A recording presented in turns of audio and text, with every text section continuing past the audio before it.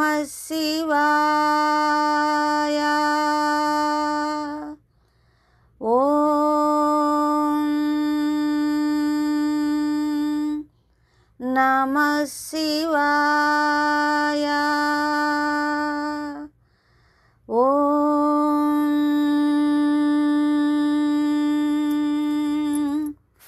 నమః శివాయ.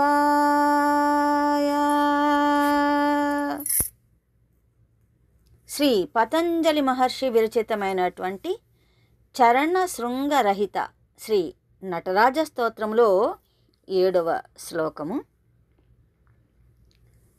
పరం సురవరం పురహరం పశుపతిం జనిత దంతి ముఖ షణ్ముఖమము మృడం కనక పింగళ జటం సనక పంకజ రవిం సుమనసం హిమరుచిం అసంఘ మనసం జలధి జన్మ గరళం గవలయంతమతులం గుణనిధిం సనంద వరదం సమితమిందువదనం పరచిదంబర నటం హృది భజా. చిదంబర నటం హృది భజా. ఈ శ్లోకంలో పతంజలి మహర్షి పరమేశ్వరుని యొక్క స్వరూపాన్ని, ఆ మంగళ రూపాన్ని ఒకసారి మళ్ళీ మన కళ్ళ ముందు సాక్షాత్కరింప చేస్తున్నాడు. ఆయన ఇలా సంబోధిస్తున్నాడు. పరం అన్నాడు.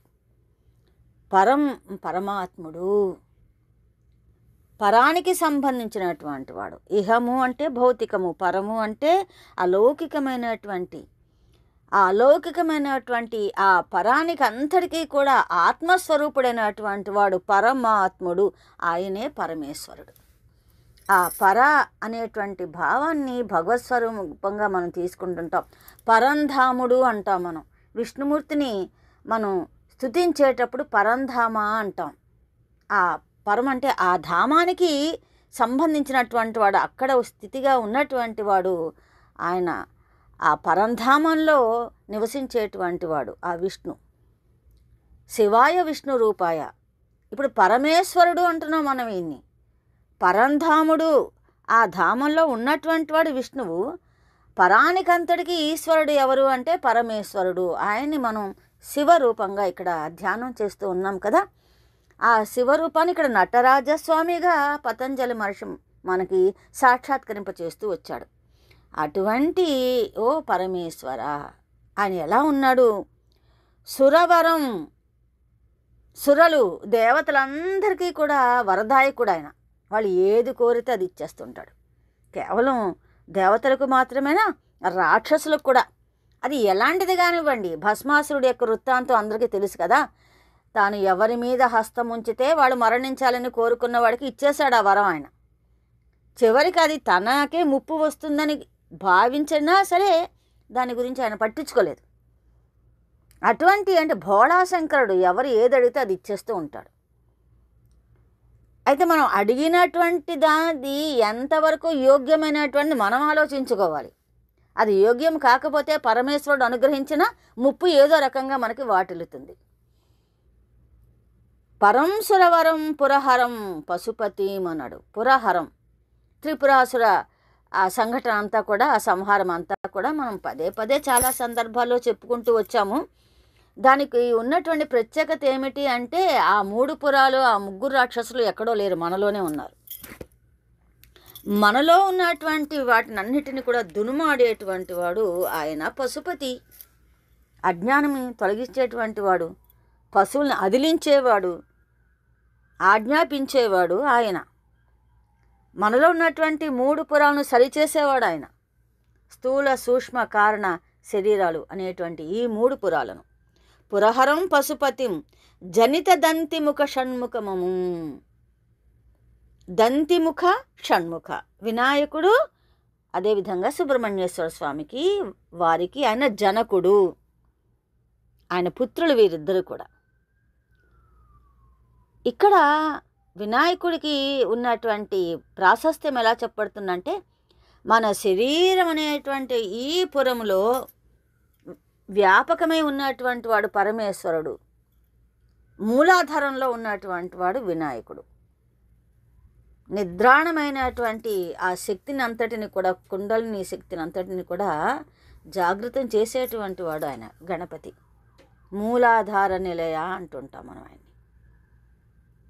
ముత్తుస్వామి దీక్షితుల వారి యొక్క కీర్తనలలో ఎక్కువగా పృథ్వీతత్వ రూపంగా వినాయకుడిని కీర్తించడం జరిగింది. అదేవిధంగా అగ్నిరూపతత్వంగా షణ్ముఖుడిని, కుమారస్వామిని లేదా సుబ్రహ్మణ్యేశ్వర స్వామిని ఆయన కీర్తించినటువంటి కృతులు ఎన్నో ఉన్నాయి. గురుగుహ అనేటువంటి మకుటంతో ముత్తుస్వామి దీక్షితుల యొక్క కీర్తనలు ఉంటాయి. గురుగుహుడు అంటే సుబ్రహ్మణ్యేశ్వర స్వామి, ఆయనది అగ్నితత్వం. అలా వీరిద్దరికీ జనకుడు ఎవరు అని అంటే పరమేశ్వరుడు. అలా ఇక్కడ ఆయన్ని ప్రస్తుతించడం జరిగింది. మృడు, పరమేశ్వరుని మృడు అంటారు. అంటే మనసును రంజింపచేసేటువంటి వాడు, సంతోషాన్ని ఇచ్చేటువంటి వాడు ఆయన మృడు. అటువంటి ఆయన ఎలా ఉన్నాడు? కనకపింగళ జటం, కనకపింగళము బంగారు వర్ణంతో శోభిల్లేటువంటి జటాజూటం కలిగినటువంటి వాడు. తెల్లని దేహఛాయ అని మనం చెప్పుకున్నాం. కంఠం దగ్గర నీలంగా ఉంటుంది అని అనుకున్నాం. ఇప్పుడు జటాజూటాన్ని వర్ణించేటప్పుడు బంగారు వర్ణంతో శోభిల్లేటువంటి జటాజూటం కలిగినటువంటి వాడు. ఎవరైనా సనక పంకజ రవిం, సనకసనందాదులందరూ కూడా పంకజం వారి యొక్క హృదయం, ఆ హృదయ పద్మానికి రవి లాంటివాడు. అంటే సనకసనందాదులు అందరూ కూడా ఇక్కడ సనక పంకజం అంటే సనకుడికి ఒక్కడికి పరిమితమనేటువంటిది కాదు. వారు నలుగురు బ్రహ్మ మానసపుత్రులు సనకసనందాదులు అంటాం. వారే కాదు, ఎంతోమంది సత్పురుషులు, సాధులు, యోగులు, సాధకులు అందరి యొక్క హృదయ పంకజానికి రవి లాంటి వాడు ఆయన. వారి యొక్క హృదయాన్ని వికసింపచేసేటువంటి వాడు, జ్ఞానం వైపు మరల్చేటువంటి వాడు. అటువంటి రవి సూర్యుని వంటి వాడు ఎవరు అంటే ఆ పరమేశ్వరుడు. సుమనసం హిమరుచిం, హిమరుచిం, హిమము అంటే మంచు, మంచు వలె చాలా స్వచ్ఛంగా నిర్మలంగా ఉండేటువంటి వాడు, చల్లని మనస్సు కలిగినటువంటి వాడు. సుమనసం, మంచి మనసు కలిగినటువంటి వాడు. ఇంతకుముందే మనం చెప్పుకున్నాం కదా భోళాశంకరుడు అని చెప్పని. ఆయన ఏమీ కోరుకోడు, కొంచెం నీళ్ళు ఇస్తే చాలు అంటాడు. నువ్వు ఇచ్చినా ఇవ్వకపోయినా ఆయన ఏం బాధపడ్డా. నువ్వు ఆ నీళ్లతో అభిషేకం చేసేటప్పుడు ఒక లిప్తకాలమైన ఆ లింగం పైన నీ దృష్టి ఉంటుందని. ఇంకా అనేకమైనటువంటి సొమ్ములు, సోకులు, ఆభరణాలు, పుష్పాలు ఇవన్నీ కూడా సమకూర్చిన భగవంతుని పూజ చేసేటప్పుడు నువ్వు ఎంత కాలమును మనసు ఆ భగవంతుని పైన నిమగ్నమై ఉంటుంది. అందువల్ల అవన్నీ కాదు, నాకు కొంచెం నీళ్లతో అభిషేకం చేస్తే చాలంటాడు లింగరూపుడై. అలా చేయకపోయినా పర్వాలేదు, శివ శివ అనుకుంటే చాలు. అలా ఇక్కడ సుమనసుడు మంచి మనసు కలిగినటువంటి వాడు. అసంగ మనసం, ఆయన అసంగుడు. సంగత్వము అంటే కలయిక, కలిసి ఉండడం అనేటువంటి, కలయిక చెంది ఉండడం అనేటువంటి సంగము అంటాం. అసంగుడు అంటే దేనితోటి కూడా ఆయనకి సంబంధం అనేటువంటిది ఉండదు. అంటే ఇతర భోగాసక్తులపై ఆయనకు అనురక్తి ఉండదు. అసంగుడు, ఎటువంటి సాంగత్యాన్ని ఆపేక్షించడు ఆయన. కానీ అసంగ మనసం, తనలో తాను మాత్రం రమిస్తూ ఉంటాడు. తనలో తాను రమిస్తున్నాడు అంటే తనలో తాను ఎవరున్నారు? ఉమాసహితుడైన, శక్తి సమన్వితుడు, శివశక్తైక్య రూపము. అదేవిధంగా ఆయనకి విష్ణువుకి తేడా అనేటువంటి, భేదం అనేటువంటి లేదు. అలా తనలో తానే రమించేటువంటి వాడు, ఆనందానుభూతిలో మునిగేటువంటి వాడు ఆయన. ఇతరత్రమైనటువంటి భోగాసక్తులనేమి కూడా అతను ఆపేక్షించడు అని. అందుకే కదా అతనిని, ఆ యోగిగా ఉన్నటువంటి వాడిని లోక కళ్యాణం కోసం గృహస్థగా చెయ్యాలని చెప్పి మన్మధుడు సంసిద్ధుడయ్యాడు. అమ్మవారితో అయ్యవారి పరిణయం జరిపించాలని చెప్పని. అయినా ఆ యోగి చలించలేదు. పైగా మన్మథుడికి ఆయన జీవితం అనేది లేకుండా చేశాడు. అప్పటి నుంచి అనంగుడుగా ఉన్నాడు కదా మన్మధుడు.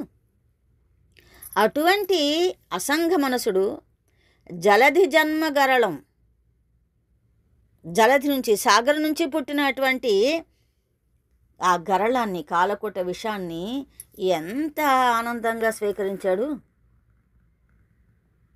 అయినప్పటికీ కూడా